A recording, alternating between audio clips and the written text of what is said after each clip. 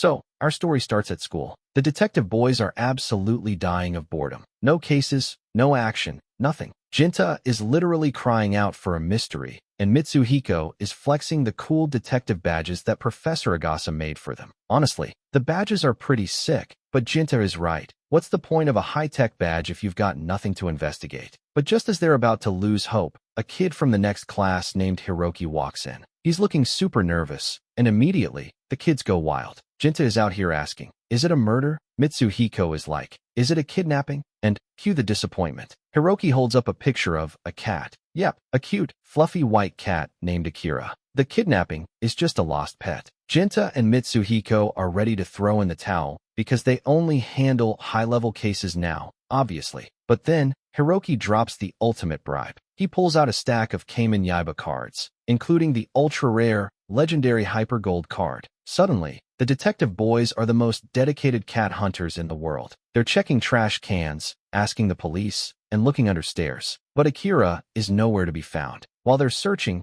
Hiroki mentions that Akira isn't your average cat. He doesn't go meow, he makes this hilariously weird, raspy noise. And just as he mimics it, they hear that exact creepy meow echoing from a nearby house. They run over to the gate, look up at the second-story window, and there he is. It's Akira. But wait, the celebration is cut short. As Akira steps out onto the windowsill, the cat is absolutely drenched in blood. The kids are freaking out, thinking the poor cat is hurt. But Conan, being the genius he is, examines Akira and realizes something terrifying. The cat doesn't have a single scratch on him, which means that blood belongs to someone else. Without wasting a second, Conan parkours over the locked gate, drags a trash can over to the window, and peeks inside. The other kids crowd around him, and what they see will literally give you nightmares. There is a man face down in a bathtub, completely covered in blood, and the water is stained a deep, dark red. The kids scream. Conan sprints to the nearest phone booth to dial the police, and before you know it, Inspector Magyar and the squad pull up. Conan stands on top of the phone booth, looking dead serious, and says, "Nobody has left that house since we found the body," which means the corpse and the killer are still inside.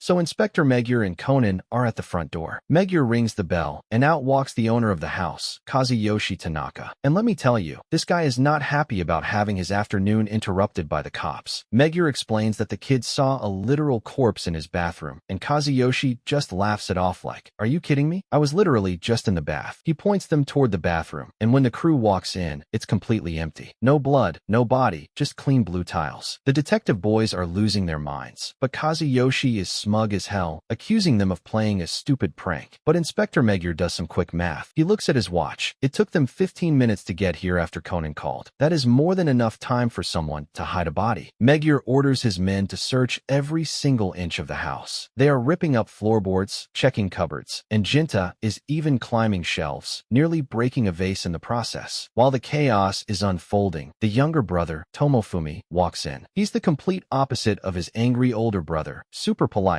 wearing a nice suit, and works at a brokerage firm. He tells Magyar that the house actually belongs to him, and his older brother, who is an aspiring writer, just lives there. But check this out. As Tomofumi is talking, Conan spots something tiny on the floor. It's a green leaf with a bite mark or hole in it. A leaf inside a clean hallway? You already know Conan's detective brain is spinning. The only place left to search is the older brother's room upstairs. Tomofumi cautiously opens the door, and we see Kazuyoshi sitting in a lounge chair, back to the door, watching TV. He looks like he's fast asleep. Since he's resting, the police quietly search the room, but still, absolutely nothing. Magyar looks out the window and notices a massive tree in the backyard. Meanwhile, Tomofumi mutters, "If you're gonna sleep, at least turn off the TV," and clicks it off. Kazuyoshi doesn't even flinch. He just lets out a heavy grunt, which makes everyone think, yep, he's definitely asleep. With no evidence, Magyar is ready to wrap things up and apologize for the wild goose chase. The detective boys are super bummed because they know they aren't crazy. Ayumi suggests the body might have already been smuggled out of the house. Magyar points out that Conan said nobody left through the front, but Conan counters with a brilliant theory. "We were watching watching the front door from the phone booth, but we couldn't see the back. What if the killer used that massive backyard tree to lower the body over the high wall? Just as Conan is cooking up this theory, the home phone rings. Tomofumi picks it up, says no, you have the wrong number, and hangs up. But wait, Conan's eyes go wide. He looks at the phone, then at Tomofumi, and thinks, wait a minute, did that phone actually ring? Oh snap, is the younger brother in on this? Why would he fake a phone call? Things are getting incredibly suspicious. So Inspector Magyar decides to actually test Conan's backyard tree theory. He sends an officer up the tree, but the guy immediately shuts it down. He's like, sir, the other side of this wall is a steep drop-off. There's only a tiny 40-centimeter ledge here. It is physically impossible to carry a dead body down this way. With that, Magyar has officially had enough. He concludes the kids must have been hallucinating or playing a prank, packs up the entire squad, and drives away. He even sighs to himself, regretting that he ever trusted a bunch of elementary schoolers just because they got lucky with a case before. Talk about a brutal roast. Conan is left standing there, absolutely fuming. But you know our boy Conan doesn't just give up. Night falls, and he sneaks right back onto the property. His brain is working overtime. Why did the body disappear? Where did it go? He walks over to the giant backyard tree and finds another leaf on the ground. He pulls out the leaf he snatched earlier and compares them. They are a perfect match. Just as he's piecing it together, bam! Jinta, Mitsuhiko, and Ayumi jump out of the tree, giving him a mini heart attack. They're like, we aren't letting people call us liars. Honestly, you've got to respect their hustle, even if they almost gave Conan a stroke. The kids look through the window and notice the older brother, Kazuyoshi, is still sitting in that exact same chair, staring at the TV in the dark. It's been hours. Jinta is like, doesn't his neck hurt? That's when the light bulb finally goes off in Conan's head. He realizes the insane trick the killer pulled. Conan tells the rest of the gang to run back to the phone booth and wait. He hands them a detective badge and tells them, when I give the signal, dial the cops immediately. Then, he casually slides the window open and slips into the dark house alone. Bold move, kid. Conan creeps up the stairs, sneaks into the room, and approaches the figure in the chair. He reaches out, grabs the man's arm, and yep, there is no pulse. Because this isn't a sleeping writer, it is a literal corpse. The killer had taped the TV remote directly into the dead man's hand. But before Conan can celebrate his discovery, the door swings open. It's the younger brother, Tomofumi, and he's holding a golf club. The nice guy act is completely gone, replaced by a cold, murderous glare. Instead of running, Conan just stands his ground. He looks Tomofumi dead in the eye and drops the most iconic line, my name is Conan. I'm a detective. He presses the button on his badge, broadcasting the entire conversation to the kids at the phone booth, who have already got Inspector Magyar on the line. Conan lays out the entire, brilliant murder plot. Tomofumi killed his older brother in the bath, washed away the blood, dressed him in a bathrobe, and put him in the chair. How did he trick the cops? Simple. When the cops arrived, Tomofumi pretended to be his brother, answered the door in a bathrobe, and screamed at them. Then, while the cops were busy searching, Tomofumi used the tree to slip outside, put on his suit, and walked back in through the front door as the younger brother. Since they look almost identical, the trick worked perfectly, but he made one fatal mistake, leaving that leaf from the backyard tree inside the house. Over at the police station, Magyar is listening to this whole explanation on the phone, absolutely jaw-dropped. Inspector Magyar is still on the phone trying to wrap his head around this. He's like, wait, if the brother was dead, whose voice screamed at us when Jinta broke the vase? Conan smiles and explains the genius phone trick. Before the police even arrived, Tomofumi recorded his own disguised voice onto the home's answering machine. Later, when Jinta accidentally smashed that vase downstairs, Tomofumi used his cell phone to call his own landline on silent. By clicking a few buttons, he remotely activated the answering machine playback, making it sound like an angry older brother was shouting from upstairs. Talk about absolute 200 IQ moves. Tomofumi realized he messed up when he accidentally answered a random wrong number without letting the phone ring first, because he had already turned the ringer off to hide his trick. Realizing his masterpiece plan has been totally dismantled by a kid in a bow tie, Tomofumi completely cracks. He drops the club and confesses to everything. Turns out, he didn't just kill his brother out of cold blood, there was some major drama. Tomofumi had gotten caught up in some shady, illegal stock trading at his firm. His older brother, who was a total freeloading slacker, found the documents and used them as ultimate blackmail. He forced Tomofumi to pay for his lifestyle and threatened to ruin his life if he didn't keep the cash flowing. Tomofumi snaps and screams. He used to be my idol. He won awards, but he turned into a parasite, so I crushed him. It's honestly pretty dark, guys. But wait, the drama isn't over. Tomofumi goes full villain mode and starts swinging his golf club at Conan like a madman. Conan dashes into the kitchen, desperately looking for something to throw. He activates his power-enhancing shoes, spots spots a giant cabbage on the floor and, goal, he kicks it with full power. But oh, a cabbage is just leafy greens, guys. It literally explodes into coleslaw right in midair, doing absolutely zero damage. Tomofumi is still coming. Conan panics, looks down, and sees a heavy metal golden tea kettle. He boots it with maximum power, and boom, it hits Tomofumi right in the face, knocking him out cold. Crime solved, dinner served, and the detective boy's reputation is completely saved. What a wild ride. If you enjoyed this full recap, make sure to smash that like button, drop a comment about that epic cabbage fail, and subscribe to the channel.